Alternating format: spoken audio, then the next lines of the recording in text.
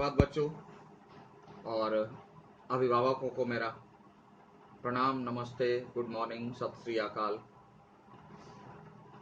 तो निकाली आज कक्षा 7 के लिए द्वितीय हिंदी, ठीक है, और हाथ में पेंसिल।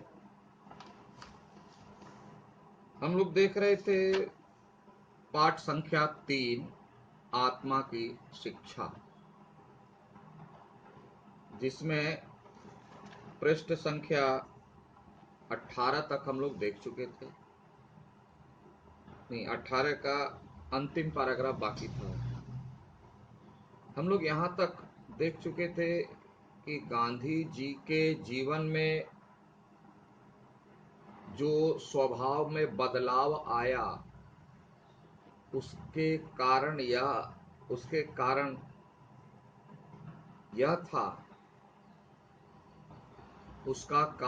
यह था कि बच्चों को उन्हें सिखाना था और उनके दिमाग में यह बात थी, उनकी आत्मा इस प्रकार शिक्षित थी कि बच्चों को जो बातें उन्हें सिखानी थी उसका पालन उन्हें खुद करना, तभी वो बच्चों को सिखा सकते।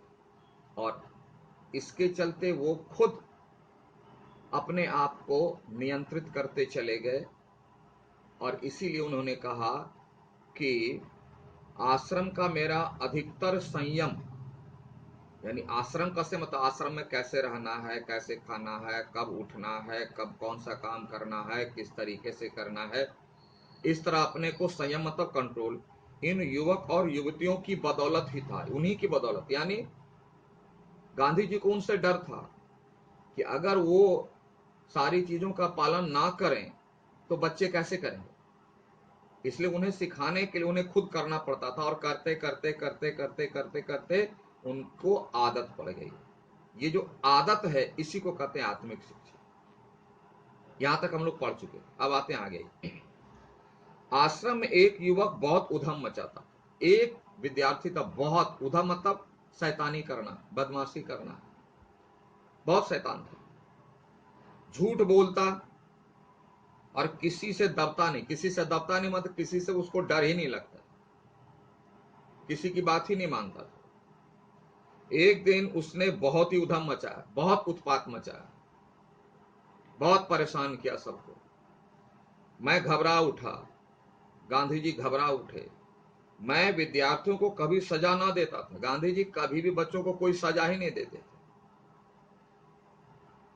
जिससे बच्चों को, यानी इस बच्चे को लगा कि गांधी जी तो कभी सजा देते ही नहीं है, इसलिए वो बदमाशी, उत्पात, परेशान कर सकते हैं।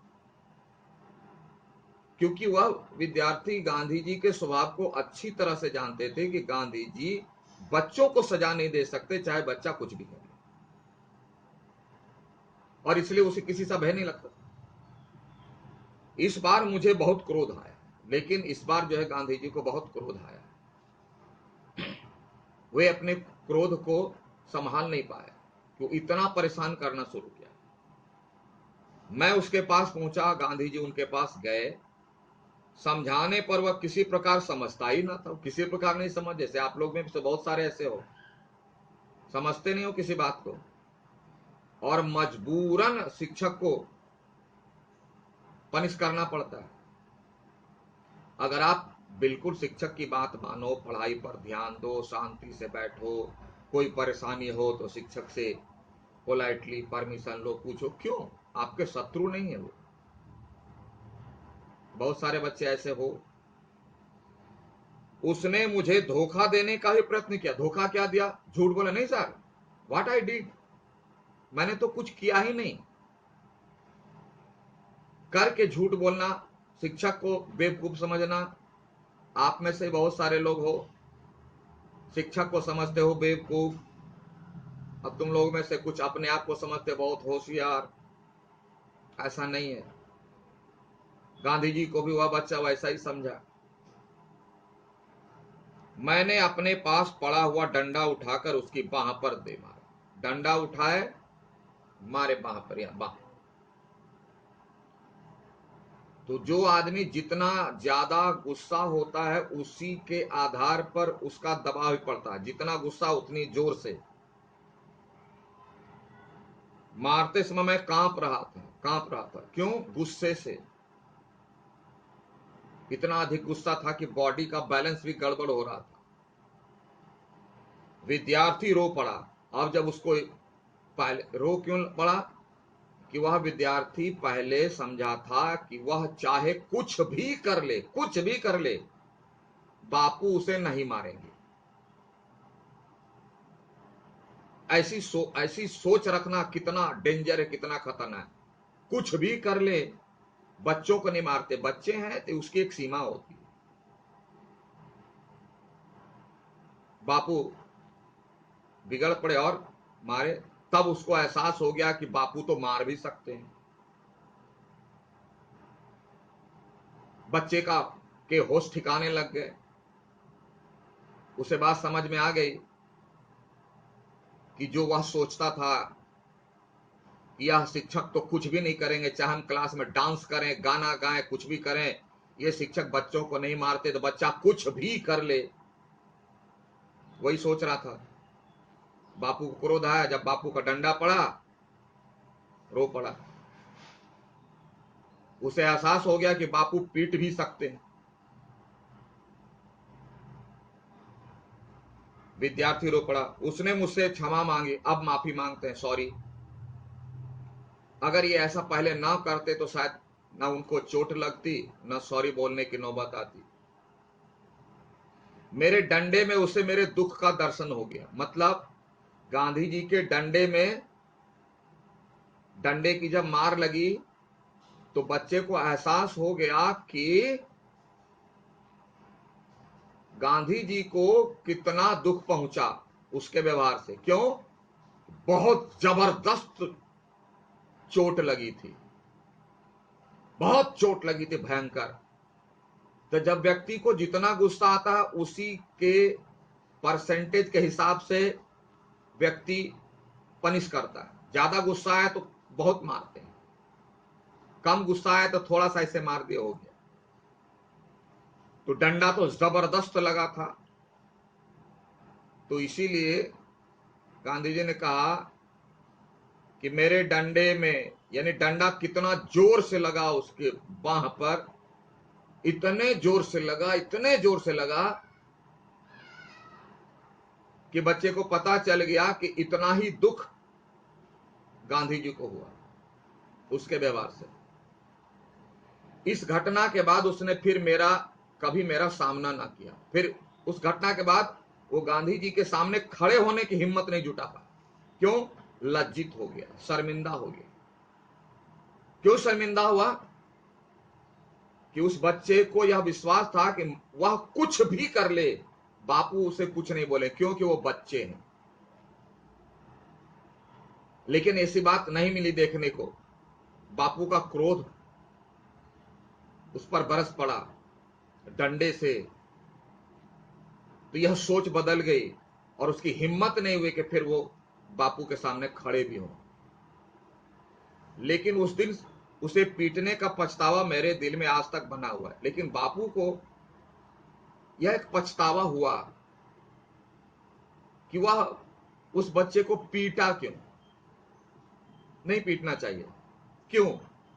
ध्यान दीजिए, जिस व्यक्ति का जो स्वभाव होता है, अगर वह उसके विपरीत कोई भी काम करता है, उसे दुख होता है, उसे तकलीफ होती है।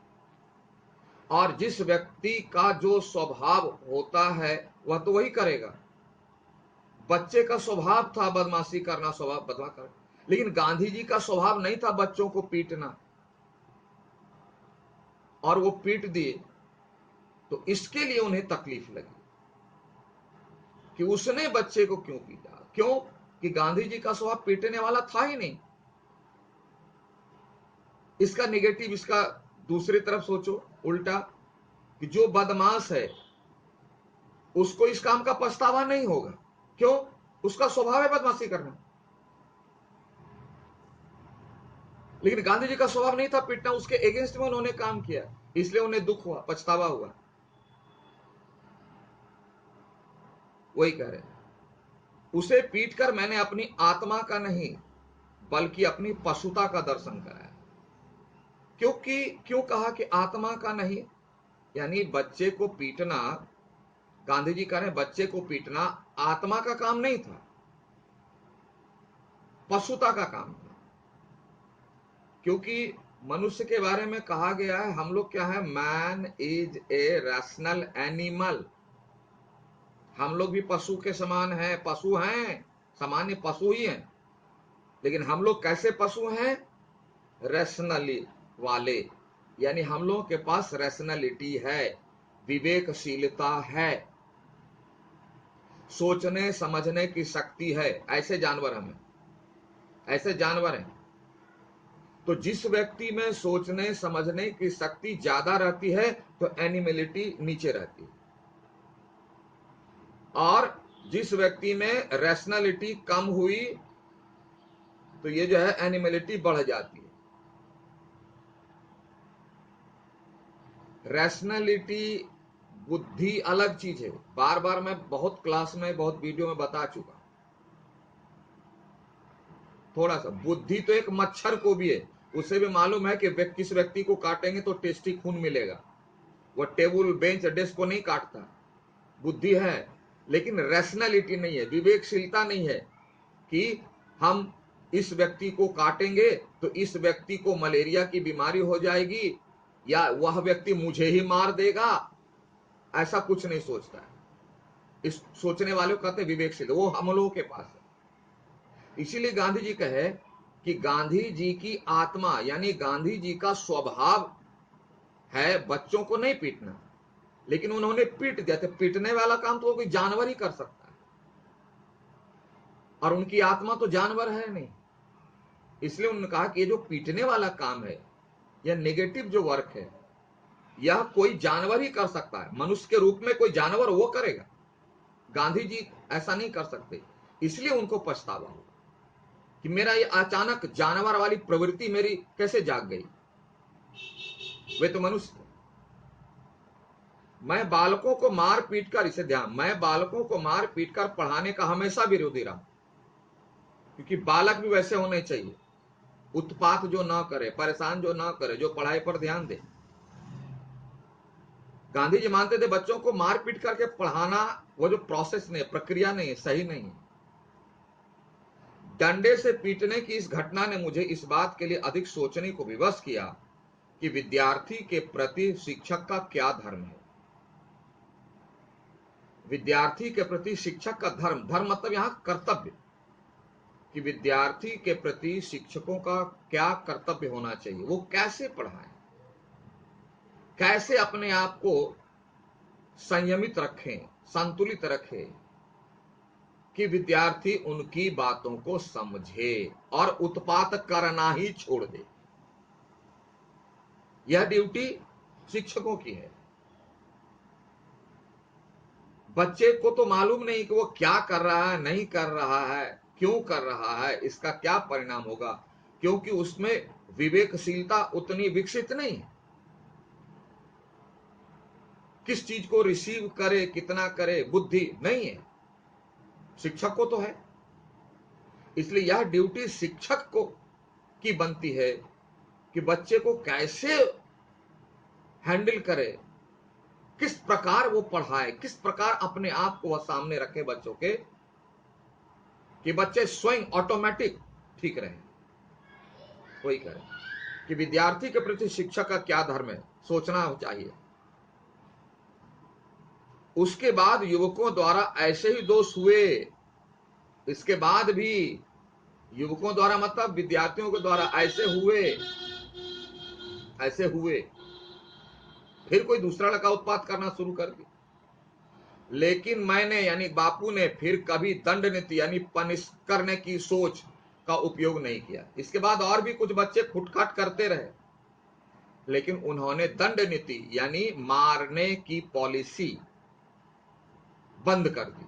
उसके बाद गांधी जी ने किसी को नहीं पीटा, पीटना ही बंद कर दिया। क्यों? कि वो एक सच्चे शिक्षक भी थे। उनकी आत्मा शिक्षित थी कि बच्चों को पीटना नहीं है तो पीटना नहीं, दूसरा कोई प्रोसेस हो सकता है, उन्होंने अपनाना शुरू किया। इस प्रकार आत्मिक ज्ञान देने के प्रयत्न में मैं स्वयं यानी गांधी जी सेल्फ आत्मा के गुण को अधिक समझने लगा। आत्मा का गुण कि आत्मा तो सब में बराबर है, मेरे में जो आत्मा है आप में नहीं, पूरी दुनिया में नहीं, पूरे जीव में वही आत्मा है। आत्मा मीन्स इस बॉडी को चलाने वाला एक पावर, सब में बराबर है। तो मैं और आप डिफरेंस कैसे हो सकता? हाँ, रंग रूप अलग हो सकता, लेकिन आत्मा एक ही है। और इसीलिए उन्होंने कहा कि आत्मा जब सब एक है तो आत्मा के गुण क्या है, सबको बराबर समझिए। एक चींटी भी है तो उसे समान महत्व दीजिए।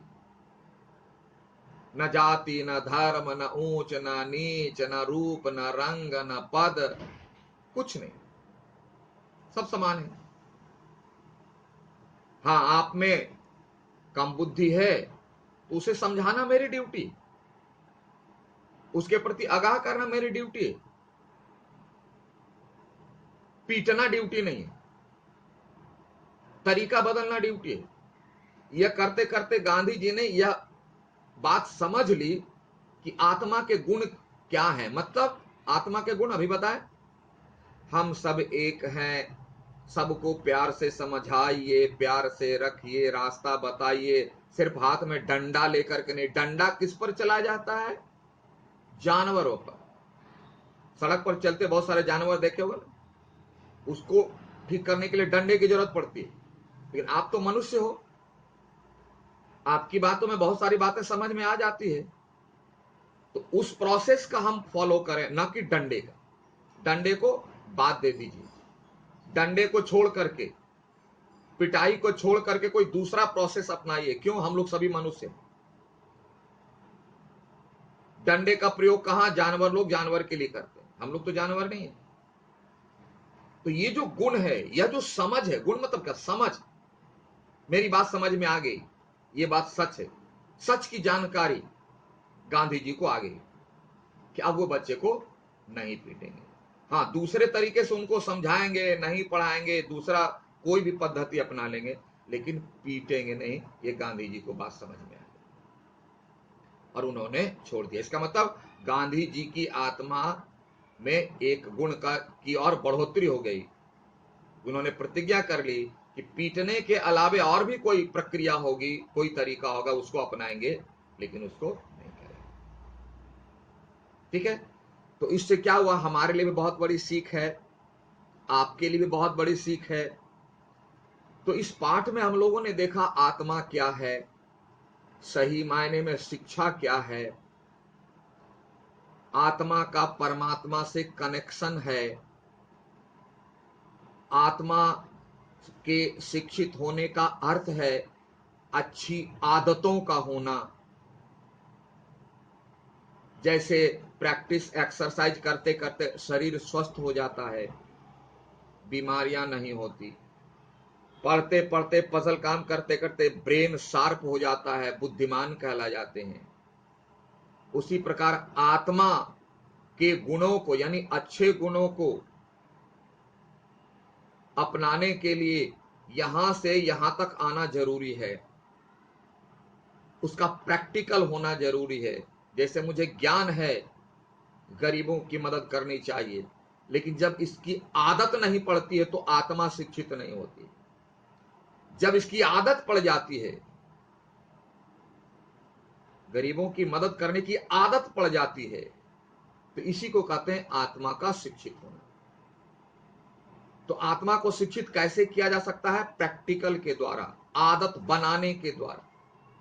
जैसे शरीर को ठीक करना, एक्सरसाइज कीजिए, मन को ठीक करना है, बार बार पढ़िए, रिवाइज कीजिए। उसी तरह अगर आत्मा को शिक्षित करनी तो बार बार अच्छे काम करते रहिए, आदत हो गई।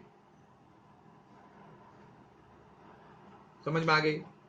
अब इस पाठ की जरूरत क्या है? प्रासंगिकता। जरूरत यह है कि आज हम लोग शरीर को फिट करने के लिए जिम जाते हैं, मॉर्निंग वॉक करते हैं, हेल्दी फूड लेते हैं, नहीं, vitamin A B C D E F G H I J K L कितना वो लेंगे, माइंड को शार्प करने के लिए गेम खेलते हैं, कंप्यूटर खेलते हैं, प्रैक्टिस करते हैं, लेकिन आत्मा की शिक्षा के लिए कुछ भी नहीं करते। और अगर करते हैं तो कभी कभार कर देते हैं, ओकेजनली। आज जो है दुर्गा पूजा है, चलो गरीब को खिलाना है, 2 रुपया दे दिया। आज जो है काली पूजा है, आज जो ये ओकेजनली, लेकिन उसकी आदत नहीं है। उसकी आदत नहीं है। आदत ऐसी होनी चाहिए कि खुद ब खुद हो, ऑटोमेटिक हो, जिसके चलते हमें इतनी परेशानियां उठानी पड़ रही। इसकी आदत हो जाएगी तभी कहलाएगी आत्मिक शिक्षा, तभी आत्मा शिक्षित होगी। और इसके लिए बचपन से आदतें डालनी होगी, बचपन से ईश्वर का नाम लेना होगा। हम लोग जो कहते हैं ईश्वर का नाम बुढ़ापे में नहीं, बचपन से। इतनी बात, इसलिए हमें परेशानी है। तो इस पाठ का ये सारे संदेश हो गए, इसकी जरूरत होगी, प्रासंगिकता। मुझे उम्मीद है, आशा है, विश्वास है कि आप लोग समझ गए होंगे। तो यहां आप लगा लें कंप्लीटेड और डेट मारिए और इसको एक बार पुनः पुनः पढ़िए और जाना समझ में आए फोन कीजिए या कमेंट बॉक्स में लिखकर पूछ लीजिए। और होमवर्क आपको मैं टेनों में दे दूंगा, ठीक है। लेकिन अगर आप लिखना चाहें तो लिख लें। मौखिक का का और ख मिला दीजिए, मौखिक का का और ख एक साथ, ग सेपरेट। फिर नेक्स्ट पेज में आइए 20 में, घ और अंग लास्ट 2 एक साथ। आइए लिखित में आ जाइए, लघु उत्तरीय में क एक, लेकिन क के लास्ट में जोड़िए। क्यों? बालक आंख और कान में से किसकी बात को अधिक मात्रा में ग्रहण करते हैं और क्यों? और क्यों में जोड़ो। ख और ग एक साथ, घ में गांधी जी ने युवक को डंडा क्यों मारा और उसका प्रभाव किस पर क्या पड़ा, यानी गांधी जी पर क्या पड़ा और बच्चे पर क्या पड़ा, ये दोनों लिखोगे। चले आओ दीर्घ उत्तरीय में चारों सेपरेट, अलग अलग, ठीक है। तो वहां भी आप टिक लगा लो, कंप्लीटेड, होमवर्क हैज गिवन।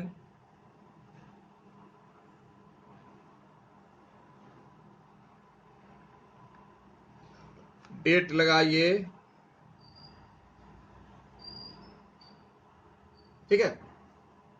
तो चलिए इसको पढ़िए, इसका स्टडी कीजिए, 2-4 बार वीडियो चलाइए, समझिए, ना समझ में आए पूछिए, समझ में आए उसके बाद होमवर्क कीजिए। तब तक के लिए